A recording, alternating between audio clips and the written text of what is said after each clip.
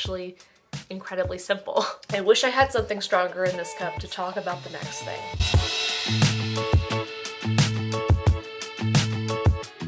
Hello!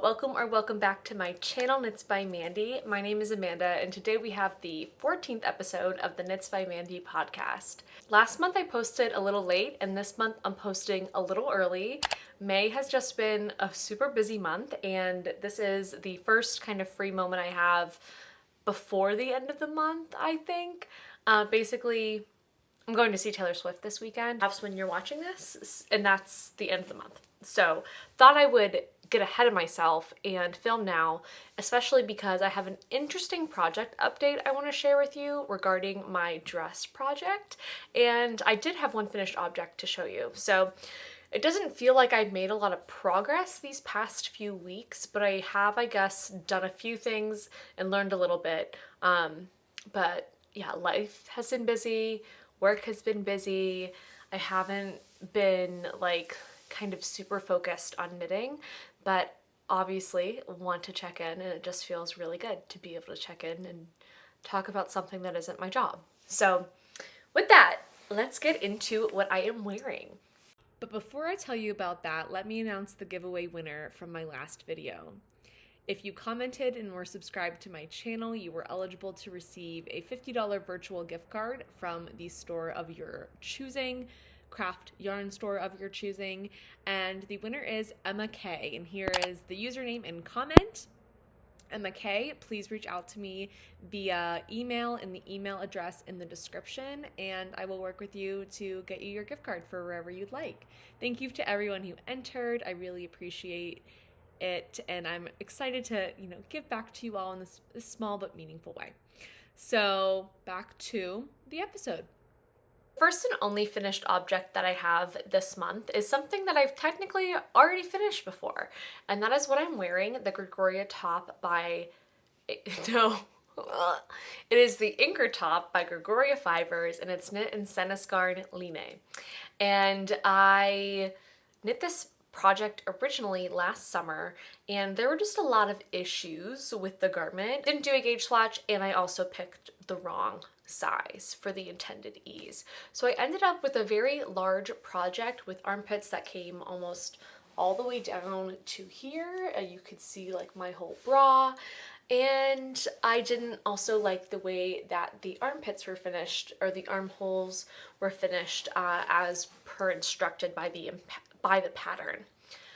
So in my spring wardrobe clean out video, or it was my spring planning video, I wanted to dedicate some time this season to rework a few tops that I made with obviously intentions of wearing them, but for whatever reason I don't wear them. The first thing that I wanted to rework was this top, and I also wanted to get kind of something under my belt before I started my dress project, so I could at least have or feel like I had a new top for the spring to wear. Three things were wrong with this garment.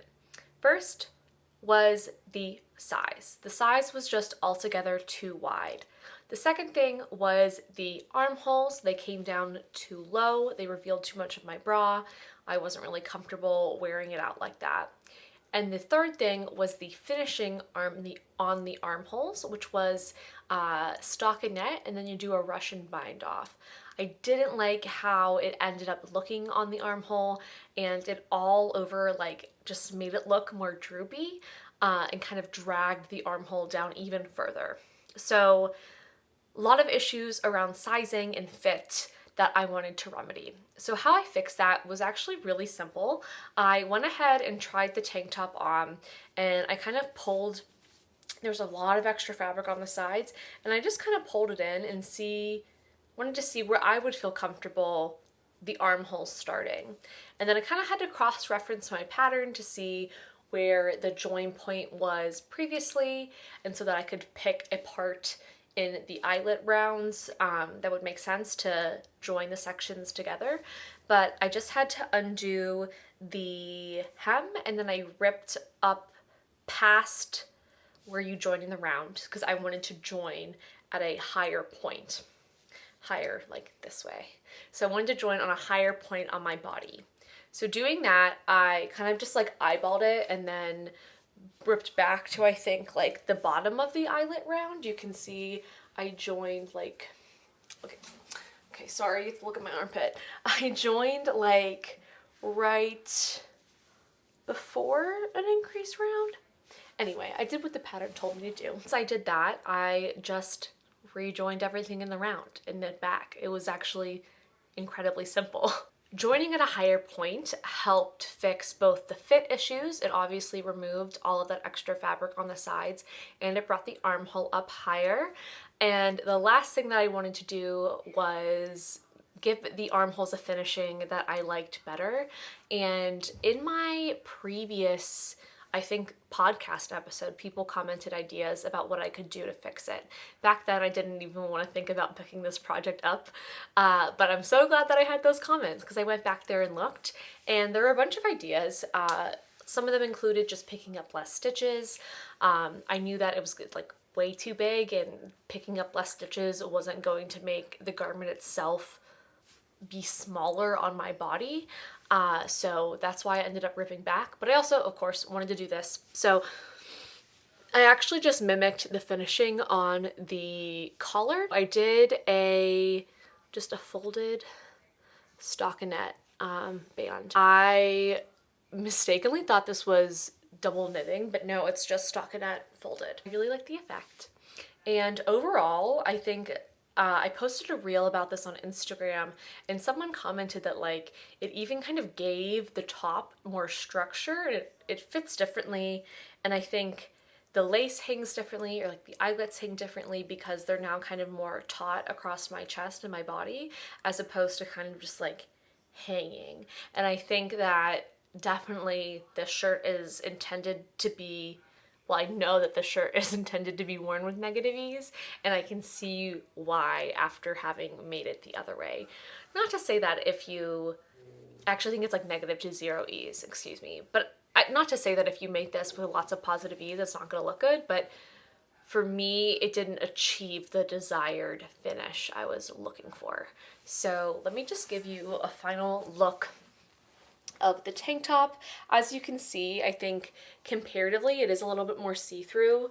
I don't mind that. I don't really work in person, so it's kind of fine if I can wear this with a button up, like kind of open over it, and then for kind of just casual wear, I'm okay with this level of see-throughness, but you could always just put a cami on underneath. That's just like not practical for me, I think, in my climate. Like, no way am I wearing 2 shirts, but you could do that if you wanted to for your comfort level. So I do think overall this pattern wasn't kind of an out of the gate winner for me, but I'm happy I could make it work. And then I would say if you're curious about making this pattern, definitely swatch, check your gauge. And then I would also just like be really like thinking about how you want the garment to fit and kind of choose your size wisely that way. So that is my input, I think, once and for all on the Ingrid top by Gregoria Fibers, and I am really happy with my finished rehab project. So I would love to know if you've ever done something similar with a project and how it went. I'm happy that I feel like it went well and it was worth my time, because I think that's also, as I was kind of more in my early stages of knitting garments, it always made me really scared to go back and rip back, because I thought, well, what if I make it worse? And then that's like twice the time I put into this garment. But now, 1, I feel more confident in my abilities, and 2, it's not necessarily a bad thing to have to spend more time making something. And I think that's always just like a good reminder. Especially like in the spring, summer, it can be so easy to whip a bunch of little tops out, but you still want them to be able to fit you, and you want to be able to wear them. So that's your friendly reminder. It's totally okay to go back and fix things. In fact, I encourage it. I had a really positive experience doing that. I wish I had something stronger in this cup to talk about the next thing. So if you follow me on Instagram, you would know kind of all the latest updates on the Melides dress by Vert Knit. here's what I have so far, and it can't even fit in the frame because this is way too effing long and too big. So I think I still have this on a knitting barber cord. So let me just show you. Let me just show you what it looks like. It's super fine. This is supposed to start at the waist. And again, this is supposed to be a dress with like 0 ease. I can pull about this much over top the neck section. Oh, you can't really see that.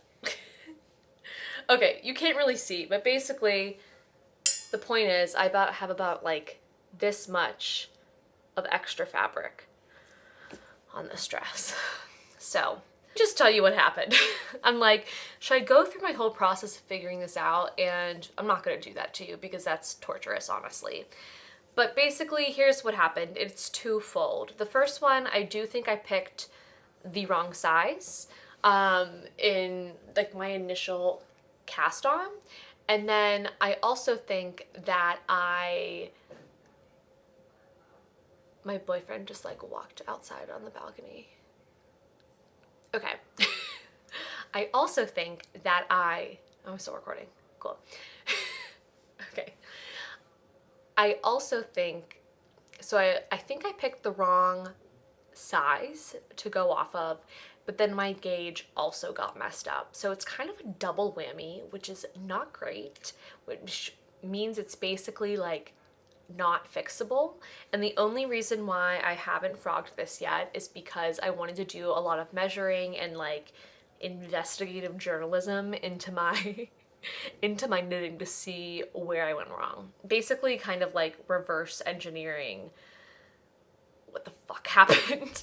So, okay. I will put up this picture that okay, so I got about this far, and then I decided, let me pull out the knitting barber cords and see where we are. Probably about 40 rows too late, which also it's fine. I'm actually glad I knit this much because it helped me get like a good idea of what my fabric is going to look like and how it knits up. So that's fine. Like we are trying to approach this like from a healthy, we're learning standpoint and not a like, holy crap, what have I done standpoint. So embrace that with me. Obviously, I tried this on and it was too big and I really wasn't sure what the issue was. So I remeasured myself and I also remeasured my gauge swatch and I remeasured gauge on the pattern. And so like I said, I think I overmeasured my waist. So that was problem 1. Problem 2 was actually the provisional cast on method that I used. And I've only known how to do one provisional cast on, and it is the crochet chain method. It's where you crochet a chain and you pick up stitches in the little bumps of each crochet chain. Now, it took me like 5 hours. It took me an afternoon to pick up stitches and cast on for this dress. It was just an incredibly tedious process. I actually think I have some of the crochet chains I was trying to use. I made multiple crochet chains. Actually, this is the same one, just knotted. But I made multiple crochet chains with a fingering weight yarn, but with I think like a 4mm hook, which is probably not good. Even when I made it with a 4mm hook and I made these chains relatively tight, it was so freaking hard to pick up stitches, and I had to pick up like around 200. You could imagine I was losing patience, and I was like, well, let me just make a chain with looser tension and it'll be easier to pick up the stitches. Pretty inspired idea in the moment. And that's where I went wrong. Now, I also was too afraid to try a new provisional cast on method because in my head, right, you like basically cast on at the waist and then you have to pick it back up when you do the whole skirt. And I'm like, well, what if I do the whole top and then I get back to this cast on and I rip it out and it doesn't work? I know the crochet chain works. I've done it before, so let me just do that. And maybe I should have spent more time practicing different cast on methods, but we live and we learn, and that's what I will now be doing. So I really got in the end there. So I use this cast on method, and I might insert a video. It's very kind of hard to tell unless you're just like staring at this. But what happened is it messed up my gauge, like I've said. The desired stitch gauge for this pattern is 25 stitches per 10 centimeters or 4 inches. My gauge swatch blocked is 26 stitches. My cast on, the few rows above the provisional cast on, is 20 stitches. That is the gauge per 10 centimeters. So I have a 6 stitch difference from my blocked swatch and a 5 stitch difference from the intended gauge. I don't make it up to 25 or 26. The highest it goes is 23 stitches. So not only does my gauge swatch have one too many stitches, but the thing that I've knit now has too few stitches. And that is where I'm at.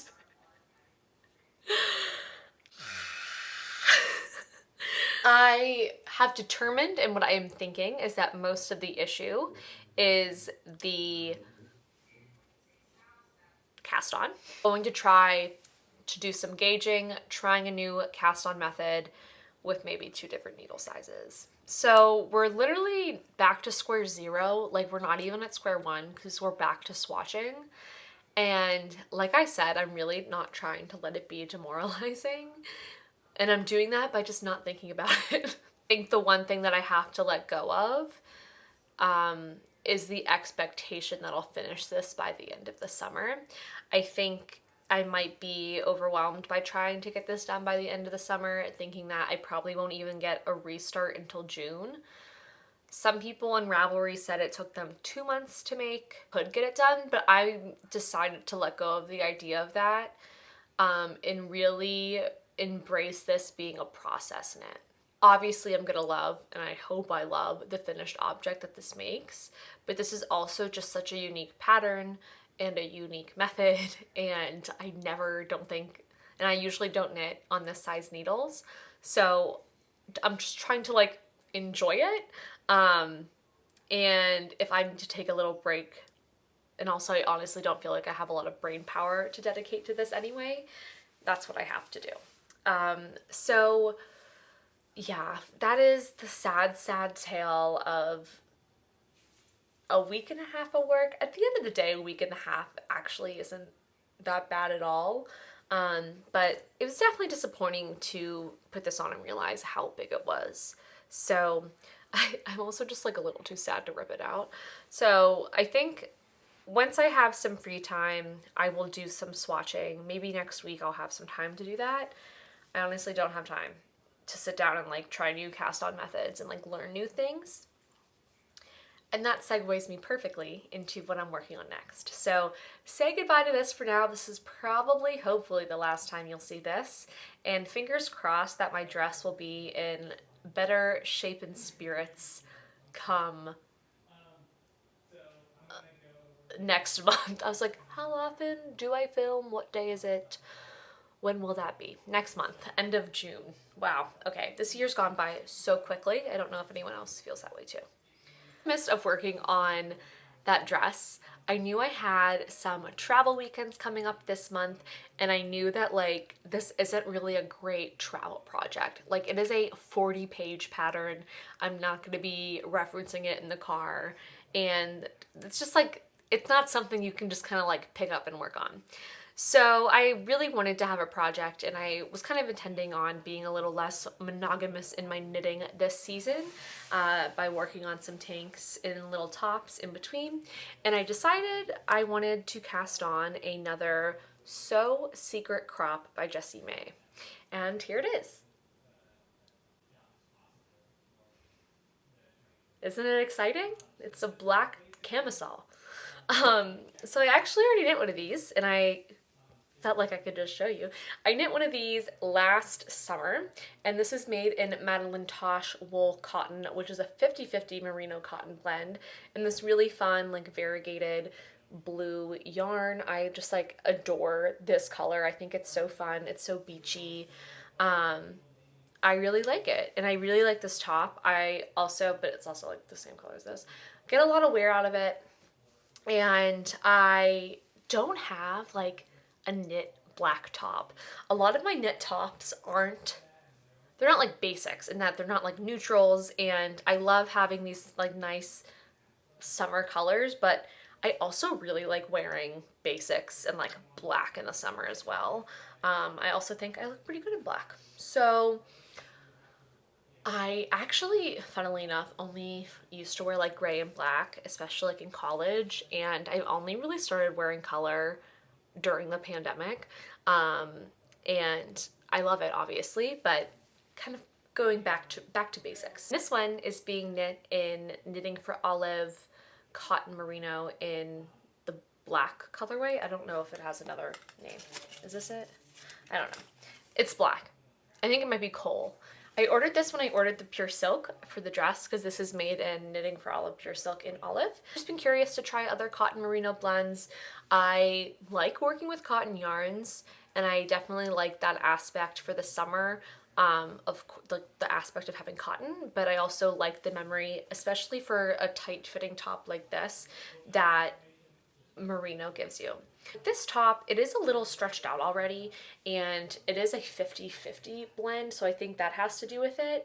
And so I decided that let's try this again with a 70-30 blend, 70 wool, 30 cotton, and with also a smaller size, because I know that this looks small now, but I can really block this out if I need to. This is like my third kind of 3x3 ribbing pattern I made by Jessie May, the Ripple Bralette being the first one, and I think I just like now know that I can get away with it. I am going to make this in hopes that it's like toy, like super toy, very tight, very like this, even just like tight, you know what I mean? I don't want any extra fabric. I don't want any like rippling. I don't want nothing. I just want it to be like a tank top on my body, and that's it. Very basic, just something I can wear with jean shorts, something I can wear under a button-down shirt on a Zoom call, like a black cami. Like, we went from like silk dress with buttons that's reversible to like black cami, and I'm happy about that, because it's really nice to make a pattern that you've made before, because you know what you're doing and it's just easy. Altogether, this is an easy pattern. If you haven't made this top before, it's made bottom up, and then you cast off the back stitches and you work the chest flat, and then you knit I-cord straps. Easy as pie. Love Jessie May patterns. They're such a delight to read. She has like such a fun, delightful tone in her patterns. And I do still think she offers sliding scale payments if you're part of her newsletter, and they're size inclusive. So, as always, Jessie May fangirl, with the note that and I always note this just because I think it's helpful, the torso lengths in her tops are usually shorter, so if you want something more like standard length, maybe that comes to your natural waist or down to your hips, definitely account for more yardage. I have 4 balls of the cotton merino, and I think that should be enough, but honestly, I don't really know. I haven't been paying that close attention. Couldn't tell you. I'm just like on autopilot with this, and that's something that I honestly really needed. That's all I have to say so far. The one thing about this, and Jenny from Future Fiber talked about this in one of her videos, perhaps it was like the summer top one, but she was talking about how specifically the cotton merino from Knitting for Olive feels like it's moisturized. And now that I've heard that, I literally can't unfeel it. I don't know whether that's a positive or negative statement, so I'm just gonna leave it at that. Like it does feel like someone like put lotion on cotton.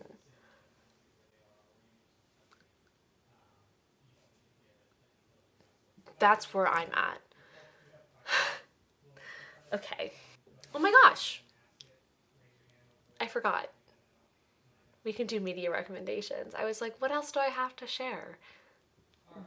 Duh. So, for media recommendations, I have two books because I do read. Let's talk about Selling Sunset, baby. Let's talk about it. Okay. What I'm reading is a book that my mom got me, and this is called Factory Girls by Michelle Galen. And it is about three girls during the Troubles in Northern Ireland and them working in like a shirt factory before they go to college. And so far I'm enjoying it. It is funny but also interesting, and I think if you liked Dairy Girls, you would like this book. It's really interesting. I think it's a good read so far. Yeah, I like it so far. I like the tone. I'm not really great at reviewing books because I feel like it's really subjective, and especially when you're only like a little way in, there's not much to say other than like, I'm enjoying it so far. Excited to see where this takes me.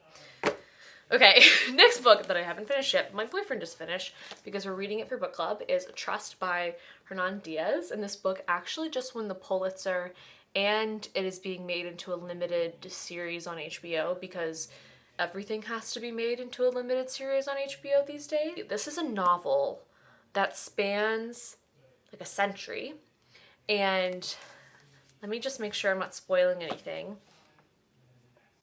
It is a novel about a novel and opens up. I feel like I'm going insane. I'm just like so at my wit's end with work and everything. I'm just like, I've just been kind of like on autopilot. And you know, when you just like start glitching, that's what I'm doing right now. So it is a novel about a novel, and it starts off with a novel that's written in the 1930s about a couple that's very prominent on Wall Street. And then like the next parts of the book are reactions or kind of like ripples from that original novel that was written. Without giving too much away. I haven't finished it yet. The writing's obviously very good. It won a Pulitzer, if I do say so myself. And the characters are really interesting, and it's also a critique of like capitalism, to say it unpoetically, and you know, the idea of the American dream, everything that kind of is wrapped up in that. So I'm really enjoying it so far, and I would recommend it if you like. I really like if you like kind of like a puzzle, and if you like novels that kind of span time. I really like stories like that. That's one of my favorite thing about a lot of Anne Patchett novels is they're like generational. And so I really like seeing these stories kind of develop over time and the characters develop. So yes, that is Trust. Cool. Season of Selling Sunset's out. I didn't finish it. I just got to the scene where they were at Heather's baby shower. And my like meta-analysis of Selling Sunset is that it is such a unserious show full of stupid, stupid people. Like I just talked about reality television in my last video, so I'm not gonna like beat my drum even louder, but I do like to, you know, like to see it as like a lens of American culture and like our values. But then I watched Selling Sunset and I'm like, this is stupid. Like, this is genuinely dumb, and it's so mind-numbing, and the way that it's produced is just like so fake, and I love it. It's almost like watching people act on a set is how produced this show is. Um, and I love every minute of it. It's ridiculous. The outfits are always dumb. And then I think my favorite thing about this show is because of its highly produced nature, the moments when you do catch people being real, it's like jarring. It's funny, but it's also weird. Um, and I'll just say, I guess spoilers for the season if you haven't watched it yet. Um, I love Chriselle this season. I think, of course, they tried to bring in another villain for her, but she's going for it. So, was the drug comment kind of stupid? Yeah, but honestly, it was good television. So, Nicole did not come correct, and she didn't come with a studied history of successful reality television villains. Um, because sometimes good villains like make you like them a little. And I think both Christine and Nicole have failed to do that. Nicole's just like not good at her villain job at all, actually. But I do love to see people try. I've been loving Emma this season, and I also really like Brie. The Oppenheim twins continue to be an enigma wrapped in a riddle in Cash. Uh, it is such just like a glitzy, glossy, nothing burger show. And I love it. And I eat it up every time. And Netflix doesn't even pretend to like tease us by doing it in limited releases because they know it is a show that people watch in one weekend. They dive into Reddit. They never think about it again until it comes out a year later. And that's beautiful. That's what I have for you all now. That concludes the media recommendation section of the podcast. This weekend, I am going to see Taylor Swift, and I am excited. If I see Matt Healy there, it will be on site. I also didn't make an outfit for the Eras tour. Saw someone crocheted remember her folklore Grammys dress? Someone crocheted a top like that, and I gagged. I spit out my water because that's like my favorite Taylor outfit, and the fact that someone could like recreate even a part of an Oscar de la Renta like hand embroidered dress is amazing. I love people and I love this craft. And I think it might have been crochet, but I love crochet too. So I love fiber arts and I love people doing fiber arts. I want to give you all a kiss. So with that, I am going to go to bed early tonight, and I hope to see you all very soon, hopefully in a more relaxed mental state. Okay, see you soon. Bye.